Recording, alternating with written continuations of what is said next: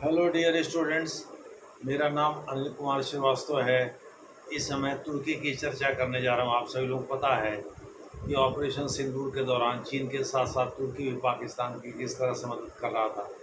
Actually तुर्की के राष्ट्रपति रेसिप Tayyab Erdogan जो खलीफा बनना चाहते हैं विश्व का, उनको पता है पाकिस्तान में सुन्नियों की संख्या करीब 80% है, तो वो पाकिस्तान का समर्थन चाहते हैं ताकि ओआईसी पर कब्जा किया जा सके और सऊदी अरब को अपदस्थ किया। सऊदी अरब भी सुन्नियों का देश है, इसलिए सऊदी अरब को अपदस्थ करने के लिए और विश्व का मुसलमानों का मसीहा और खलीफा बनने के लिए वो लगातार कोशिश कर रहे हैं। तो इस प्रकार से रेसिप तैयब अर्दोगन ने पाकिस्तान की मदद की ही नहीं, पाकिस्तान के डेवलपमेंट प्रोजेक्ट में पीओके में भी उन्होंने भारी भरकम निवेश कर रखा है नीलम नदी के आसपास। तो एक प्रकार से तुर्की भी चीन की तरह पाकिस्तान का मददगार है। दूसरे शब्दों में तुर्की ने, जो कि नाटो का सदस्य देश भी है, एक युद्धपोत भी भेजा था।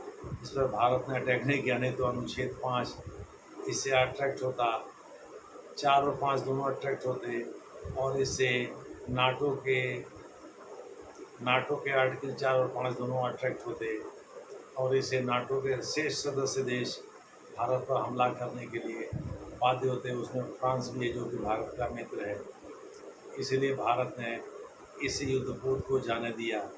यानी युद्धपोत पर अटैक टर्की पर अटैक माना जाता और फिर नाटो के आर्टिकल 4 और 5 अट्रैक्ट हो जाते। इसीलिए भारत ने इस युद्धपोत को जाने दिया। वही ठीक है, ले जाओ, पाकिस्तान की जो मदद करना चाहते हो कर लो, कोई बात नहीं है, बाद में हम देख लेंगे सर।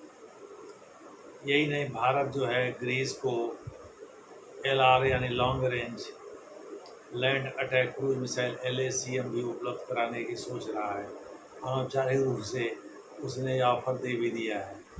ग्रीस भारत का एक पुराना मित्र है।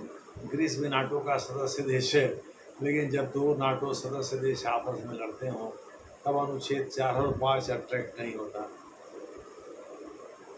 एजियन सागर और एक्सक्लूसिव इकोनॉमिक तथा साइप्रस को लेकर ग्रीस और तुर्की हिंदी में इसको पढ़ते हैं तुर्की के बीच तनातनी बरकरार है। हालांकि पहले बहुत ही अच्छे संबंध थे। 2023 में भी एक फ्रेंडली रिलेशन बना था, लेकिन ये लीगली बाइंडिंग नहीं है एक दूसरे के ऊपर। यानी डीप सस्पिशन दोनों के मन में, डीप रूटेड सस्पिशन दोनों के मन में है कि पता नहीं सामने वाला क्या करेगा। उत्तरी साइप्रस के 2/3 भाग पर तो टर्की का ही कब्जा है। टर्की चाहता है इसे Northern Cyprus, Turkey Cyprus TRNC, Turkey Cyprus of Northern, Turkish Republic of Northern Cyprus, TRNC का फुल फॉर्म हुआ Turkish Republic of Northern Cyprus को चाहता है कि अंतर्राष्ट्रीय मान्यता मिल जाए या एक स्वतंत्र देश के रूप में काम करे या टर्की के अधीन एक डिपेंडेंसी बन जाए। लेकिन अंतर्राष्ट्रीय मान्यता नहीं मिलने से तुर्की बहुत परेशान है। तो क्या भारत क्वाड के तर्ज पर तुर्की और साइप्रस और ग्रीस के साथ मिलकर तुर्की को घेरने के लिए कोई योजना बना रहा है? आप सभी लोग पता है चीन को घेरने के लिए ही क्वाड का जन्म हुआ था 2020 में। 2020 में तो डोनाल्ड ट्रंप साहब चूंकि चीन ने कोविड-19 फैला दिया था तो चीन को किंग फू कहा करते थे। वैसे भी ये शी जिनपिंग जो कि आजकल लापता हैं, उनको एम्परर शी कहा करते हैं डोनाल्ड ट्रंप साहब। यानी शी जिनपिंग को मुंह चिढ़ाने का कोई मौका नहीं चूकता है अमेरिका, क्योंकि चीन की प्रतिद्वंदिता अमेरिका से ही है सुपर पावर बनने का अपने फायदे हैं। इसे मैं कई पिछले वीडियो में बता भी चुका हूँ। बहरहाल तुर्की चीन के साथ मिलकर पाकिस्तान की मदद कर रहा था। भारत तुर्की को घेरने के लिए ग्रीस और साइप्रस से क्वाड जैसी संस्था बनाना चाहता है। यानी क्वाड जैसे अंतर्राष्ट्रीय संगठन को जन्म देना चाहता है, जिसे ग्रीस को उसके घर में ही घेरा जा सके। साइप्रस भी अच्छा खासा नाराज है तुर्की से, क्योंकि उसके उत्तरी भाग पर 2/3 भाग पर कब्जा तुर्की का ही है। तुर्की का कुर्दों के साथ भी तनातनी चल रहा है। इसी क्रम में उसने बहुत सारे हथियार सीरिया वगैरह को दिए थे कुर्दों के खिलाफ लड़ने के लिए, लेकिन कुर्द अभी भी, और उसने खुद ही कुर्दों के खिलाफ अभियान चलाया था। कुर्द अभी भी एक स्वतंत्र रिपब्लिक की मांग कर रहे हैं टर्की से, तो टर्की घर में भी घिरा हुआ ऐसी बात नहीं है। इसी का फ़ायदा भारत उठाना चाहता है। हालांकि भारत मुख्य रूप से ग्रीस और साइप्रस से ही बात कर रहा है। साइप्रस की भी यात्रा भी किया था नरेंद्र मोदी ने कुछ दिन पहले। ग्रीस के जो प्रधानमंत्री हैं वो नरेंद्र मोदी के काफ़ी करीब भी हैं। इस प्रकार से ग्रीस और साइप्रस मिलकर के दोनों एजियन सागर और भूमध्य सागर में तुर्की को घेर सकते हैं, ऐसा उनका मानना है। इसीलिए नरेंद्र मोदी क्वाड जैसे अंतर्राष्ट्रीय संगठन पर विचार कर रहे हैं, क्या इन लोगों के साथ मिलकर के अंतर्राष्ट्रीय शांति और सुरक्षा के लिए एक क्वाड जैसा संगठन बनाया जाए। अरे तुर्की का नाम तो ले नहीं सकते, तो उसके नाम उसी की वजह से बनाया गया है। इनडायरेक्टली ये संगठन बन जाएगा और इनडायरेक्टली टारगेट भी किया जाएगा टर्की को, इसी उद्देश्य से। लेकिन कितना मजबूत होगा ग्रीस और साइप्रस का गठजोड़, इस पर भारत विचार कर रहा है। उधर चीन को घेरने के लिए अमेरिका ने क्वाड को जन्म दिया, लेकिन ऐसा लगता है क्वाड अब अपना दम तोड़ रहा है। अपने गठन के 5-6 वर्ष के भीतर ही वह अपना दम तोड़ने लगा है। हालांकि इसका ओरिजिनल प्रस्ताव शिंजो अबे ने 2007 में दिया था, जब वो जापान के प्रधानमंत्री बने थे, लेकिन इसको अमली जामा पहनाया डोनाल्ड ट्रंप ने 2020 में, जब अमेरिका और भारत के बीच 2+2 की वार्ता शुरू हुई। यानी वहाँ के डिफेंस सेक्रेटरी और फॉरेन अफेयर्स यानी स्टेट डिपार्टमेंट के सेक्रेटरी दोनों भारत आए, और उन लोगों ने भारत के संबंधित मंत्रियों से बातचीत शुरू की, चाहे एस जयशंकर हो चाहे राजनाथ सिंह। इस प्रकार से 2+2 वार्ता के बाद, यानी सेक्रेटरी की मीटिंग के बाद, जापान में फिर सेक्रेटरी की मीटिंग हुई।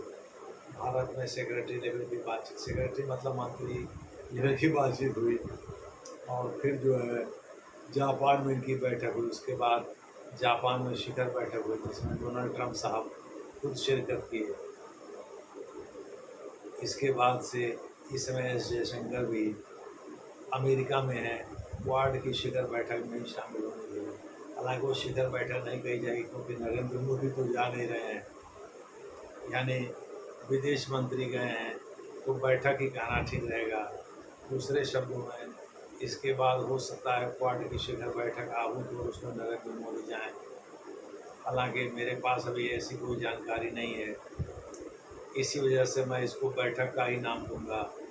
लेकिन वहाँ उन्होंने पाकिस्तान को एक्सपोज किया, साथ ही साथ उन सभी देशों को एक्सपोज किया जो हिपोक्रेट्स हैं, जो पाखंडी हैं, जो भारत के रणनीति को कमज़ोर बताते हैं, भारत की विदेश नीति को कमज़ोर बताते हैं और भारत को एक्सपोज करने में लगे हुए हैं।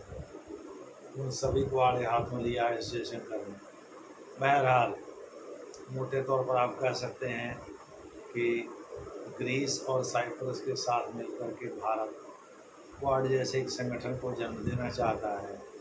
हालांकि क्वाड में ऑस्ट्रेलिया, अमेरिका, जापान और भारत जैसे ताकतवर देश शामिल हैं, जो कि हिंद प्रशांत क्षेत्र में चीन को घेरना चाहते थे। इसीलिए क्वाड्रिलैटरल सिक्योरिटी डायलॉग यानी क्वाड शुरू किया गया था,